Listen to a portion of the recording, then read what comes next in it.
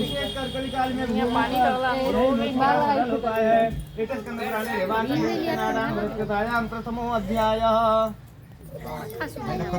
कथा ना समझाओ तो लोग हल्ला देखो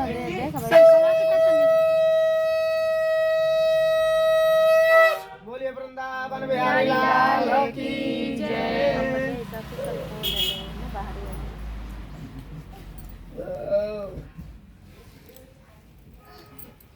सूत जी बोले, हे ऋषियों, जिसने पहले समय में इस व्रत को किया है उसका इतिहास कहता हूँ, ध्यान से सुनो।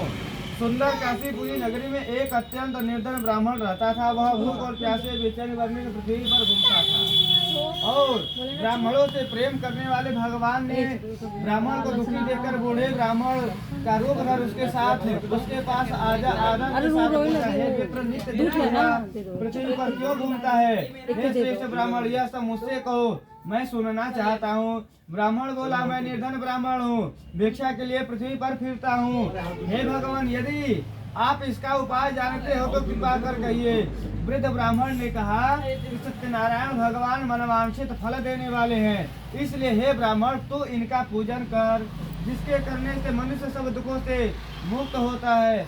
ब्राह्मणों को व्रत का सारा विधान बतलाकर बूढ़े ब्राह्मण का रूप धारण करने वाले सत्यनारायण भगवान अंतर ध्यान हो गए।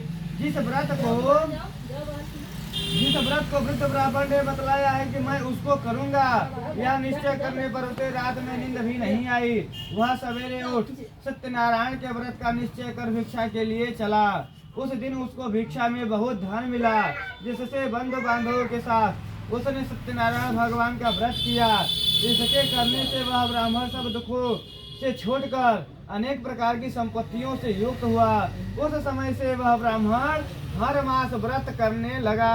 इस तरह सत्यनारायण भगवान के व्रत को जो करेगा वह मनुष्य सब दुखों से छूटकर इस तरह नारद जी से नारायण का कहा हुआ यह व्रत मैंने आप लोगों से कहा।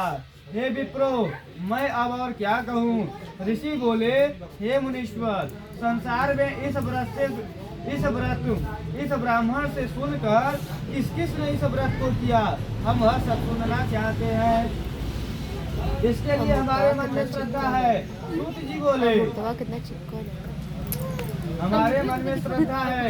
और सूत जी बोले, हे मुनियों, जिसने इस व्रत को किया है वह सब सुनो।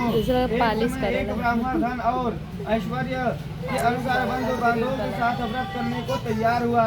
उसी समय एक लकड़ी बेचने वाला बूढ़ा आदमी आया और बाहर लकड़ियों को रख कर ब्राह्मण के मकान में गया। प्यास से दुखी लकड़हारा करने लगा कि आप यह क्या कर रहे हैं और इसके करने से क्या फल मिलता है, कृपा करके मुझसे कहो। कृपा करके मुझसे कहो। और देखकर ब्राह्मण के मकान में जाते और लकड़हारा हमको व्रत करते होकर देखकर ब्राह्मण को नमस्कार करने लगा कि यह आप क्या करें, मेरी सुनने की इच्छा है से क्या फल मिलता है, कृपा करके मुझसे कहे। ब्राह्मण ने कहा कि सब मनोकामनाओं को पूरा करने वाला यह सत्यनारायण भगवान का व्रत है, इसकी ही कृपा से मेरे यहाँ धन धान की आदि वृद्धि हुई है। ब्राह्मण से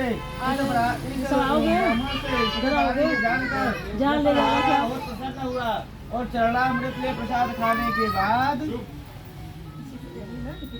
आगे से खाने के बाद अपने घर को गया। लकड़हारे ने अपने मन में इस प्रकार का संकल्प किया कि आज ग्राम में लकड़ी बेचने से